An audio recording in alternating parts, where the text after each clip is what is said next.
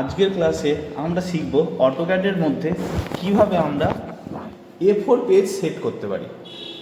তা দেখতে পাচ্ছি আমরা একটা অটোক্যাড ক্যানভাসে চলে এসেছি। তো প্রথম আমরা কমান্ড টাইপ করব। কি কমান্ড টাইপ করব? MV setup.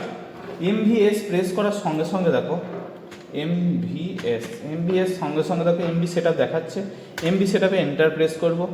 এন্টার প্রেস করার সঙ্গে সঙ্গে দেখো এনেবল পেপার সাইজ দেখাচ্ছে। আমরা নো করব, নো এন্টার করব। এন্টার করার পর আমরা যেই ইউনিটে আমরা এখানে দেখো সাপোজ আমরা যদি সিভিল ইঞ্জিনিয়ারিং ড্রয়িং করি আর্কিটেকচার নেবো, আর না হলে ম্যাট্রিক্স ইউনিট নেবো। আমরা matrix M for matrix press করলাম। M প্রেস করার সঙ্গে সঙ্গে দেখো আমরা কোন স্কেল ফ্যাক্টরে আমরা ড্রয়িংটা সেট করব। আমরা 1:100 স্কেলেও অনেক সময় ড্র করে থাকি, 1:50 স্কেলেও ড্র করে থাকি। তাহলে সাপোজ যদি 100 স্কেলে ড্র করতে চাই, এখানে 100 লিখে এন্টার প্রেস করব। এরপরে কি করব? দেখো এন্টার পেপার উইথ দেখাচ্ছে।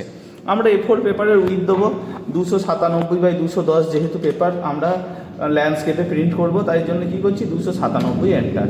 আর হাইট দেবো 210 এন্টার। এন্টার করার সঙ্গে সঙ্গে দেখো আমাদের কাছে একটা A4 পেজের স্কোয়ার শেপ শো হচ্ছে।